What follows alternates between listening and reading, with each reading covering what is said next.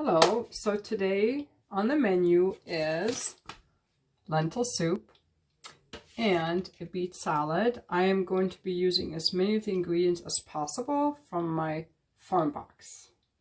Let's get started. First of all, I already chopped my veggies and I'm going to saute them now. My little cooking video. I don't like those videos that everything is just in little blurbs. I wanted to feel like you're actually here in the kitchen with me, watching everything. So I'm just going to talk to you as if you were here with me in my kitchen. Now, to have like the best possible life and to be the best version of ourselves, it's really important to have like a high frequency is another term, be the best version of yourself, to have a good energy level. And that's possible by eating natural foods as close to the earth as possible, and to minimize anything processed, minimize sugar, white flour, soda, and to eat as fresh as possible. Just make sure you get some fresh fruit every day. Drink plenty of water and take deep breaths. Those are some very simple things you can do. And move your body. Dance, get some cardio, do some strength training. The purposes of this video, I'm just going to focus on the cooking part. Here's a little thing I take. My mom got me into this. Bless her heart, she's in her 80s. Gut health. I take a little bit of this because now we know that there's a lot of intelligence in our gut. And our immune system is in the gut, and a lot of intelligence is in the gut. I also take different things. I take this armored collage in the morning. And then for my supplements, I take iron and flaxseed oil. I'm also a vegetarian. I've been vegetarian since I'm probably 12 years old. Although I will eat fish when I go out to restaurants because I do like salmon, scallops, sea bass, and shrimp if they're nice and big. But I'm not a big fish eater. I don't buy it to cook it at home. It's just something I indulge in when I go out to eat. So basically I'm vegetarian. You know, like I'll throw stuff like this, pomegranates, into my salads. And for my salad dressing, I pretty much just use, I'll show you guys, olive oil, balsamic vinegar, and salt and pepper. Now, when I like freshly ground salt and freshly ground pepper, the important thing about the salt is our bodies need salt, but iodized salt is like eating white flour or white sugar. So I like to get a whole salt, like a Himalayan salt. I have so many salts. Or this one, real salt. And this is a whole salt with minerals in it, so it's really good for you. We need salt. It's a myth that we don't need salt. And then also, I also use ghee for cooking. I'm going to show you guys around my kitchen. I'm going to open up my kitchen cabinets or my refrigerator. But first, let's get started on the lentil soup. If you're still watching and not bored yet. Okay, so I'm going to add the onion, carrots, and celery and saute it for 6 to 7 minutes. Let's do that.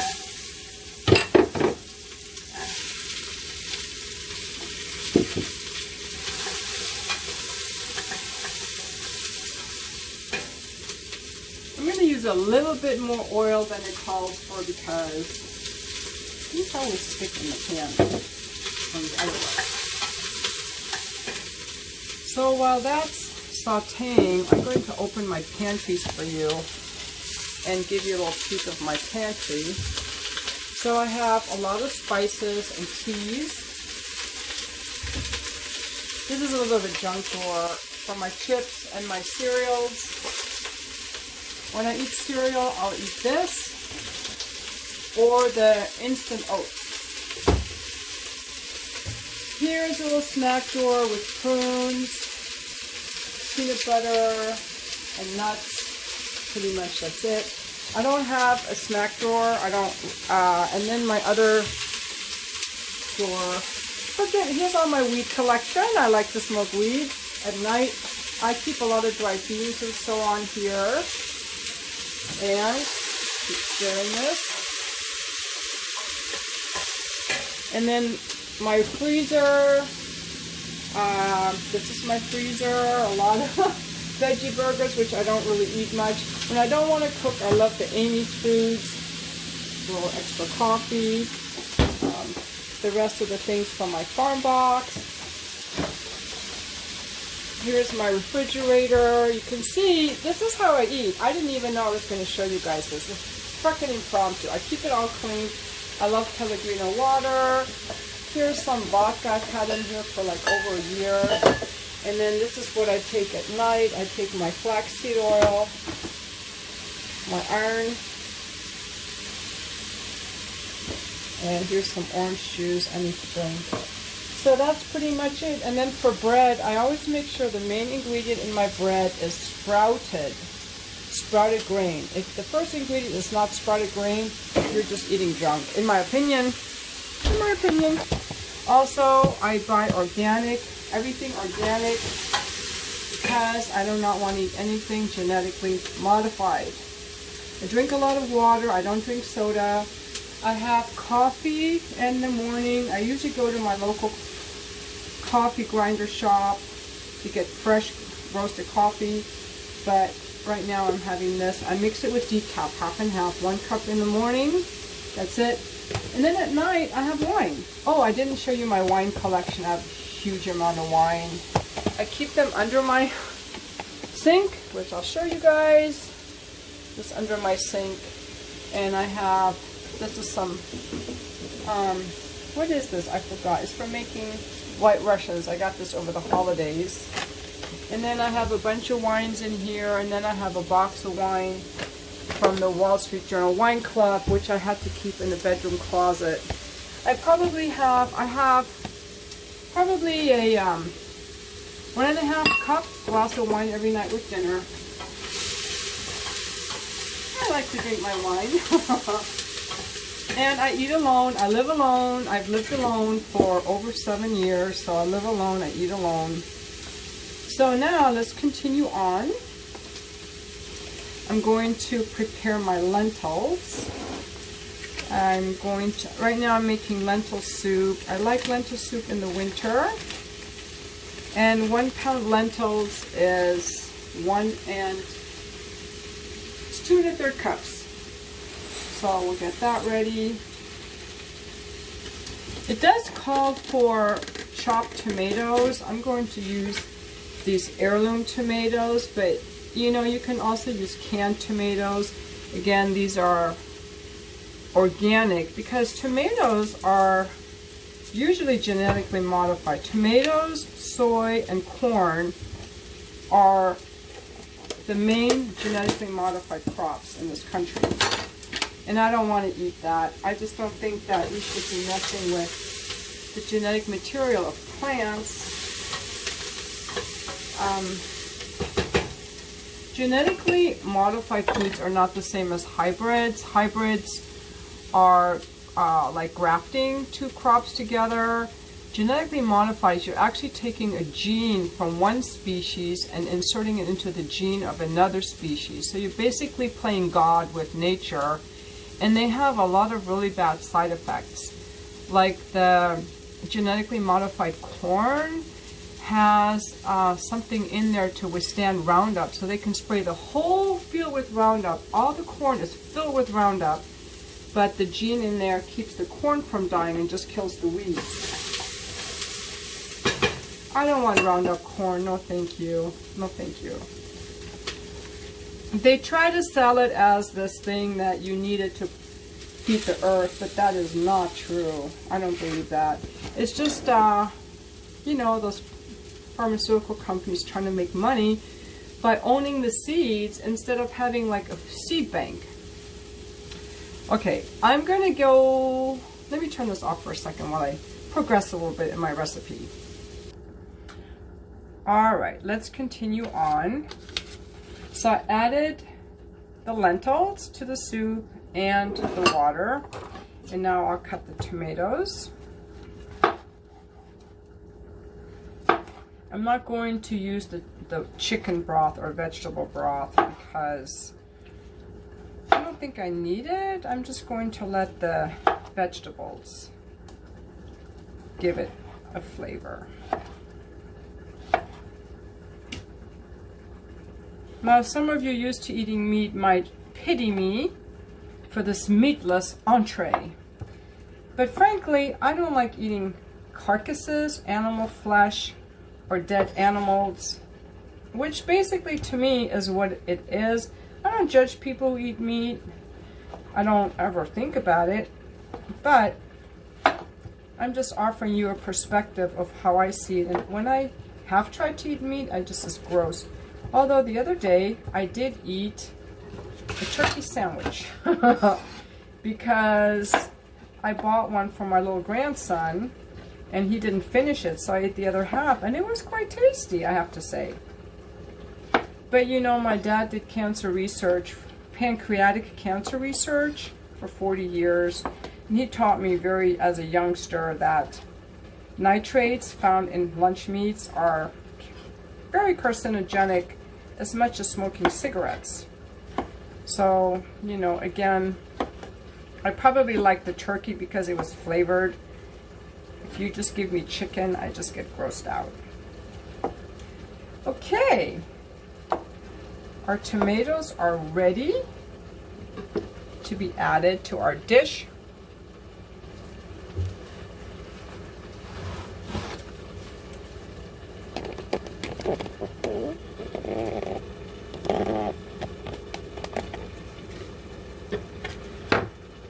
Probably have way too many tomatoes in here. This is probably more of a tomato soup than a lentil soup at this point. I'm going to need a lot more water. I think I'm improvising a little too much here.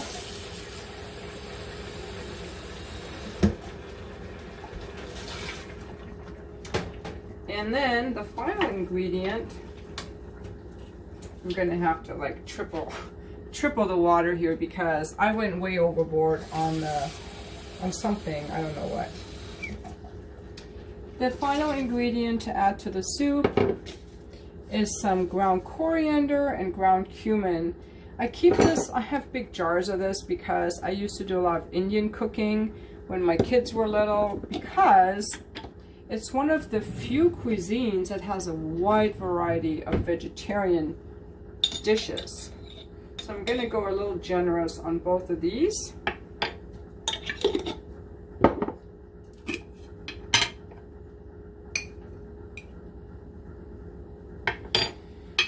I'll also add fresh ground pepper.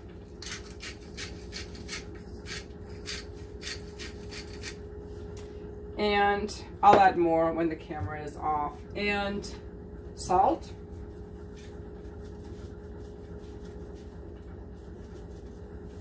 And then I'll just let this cook for 45 minutes. And I'll show you what it looks like so far. Let's turn the light on here. There we go. I'm not saying it's the best looking thing in the world, but it's gonna be yummy. All right, now we'll start with the salad.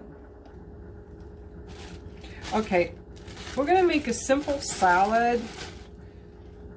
I do make good salads, but this is one I haven't made before. So these came in my farm box. It's fresh spinach. So I'll use some of that. I'll just use half because I can steam the other half in some water. It'll be nice to have for lunch tomorrow. So we have the spinach. Then I bake these at 400 degrees for 1 hour. I just wrap them loosely in foil and bake them in the oven for 1 hour. And then when I took them out, I just scraped off the skin, and I'll show you. It was very easy to do. I just held the beet like this and I just rubbed it, and the skin just came right off. So So I'm going to slice my beets. When you eat beets, you will notice the next day your urine will be a little bit red.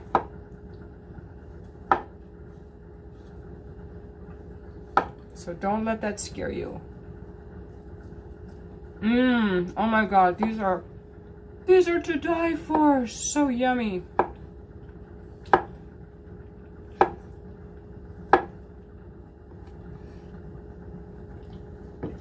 So yummy.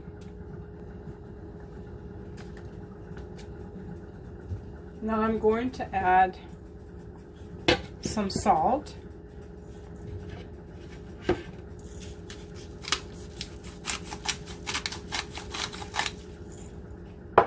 I like a lot of salt. This salt is just so yummy. By the way, if you ever are really thirsty and no water quenches your thirst, just take a grain of salt under your tongue. Sometimes people just don't have enough minerals in their body and they can just be thirsty. That will quench your thirst. Okay, now I'm going to add my beets here. I don't care that my fingers are red. And yes, you can touch your food. You don't always have to use silverware, in my opinion. I'm going to add this feta cheese that I happen to already have. Thank goodness. I love feta cheese. And then, according to this recipe I saw, then we add some walnuts. I got these at Trader Joe's. Small walnuts, organic of course.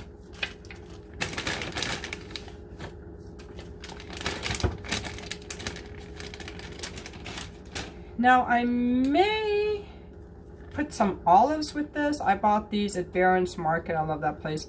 I might try these Kalamata olives or these pomegranate seeds. I'm not sure yet though how good that tastes, so I don't want to put it on yet. So I'll just season it a little bit more with some salt and pepper and salt. And then I'm going to add my olive oil. I'm just going to drizzle a little bit around the edges so it doesn't weigh the salad down. And then I'll add a little bit of balsamic vinegar, and that's really all you need.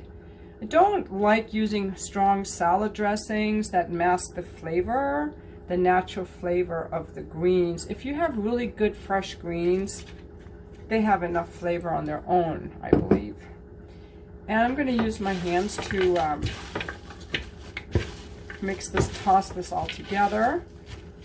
Like I said, I do like to use my hands. I think we use too many silverwares in the world. Like somewhere along the line we were taught to never use our hands to touch our food. In fact, the other day I was even eating a salad with my hands because look, it's so easy. Just pick it up and stick it in your mouth. It just makes so much sense. You know, don't use your hands to eat. Don't use your hands to touch your pussy or your cock, you know. Just use your hands, it's fine. It's totally fine. Just don't do it in a restaurant. That's it. So there's my salad. And let's check back later and see the completed meal. Alrighty, so dinner is served.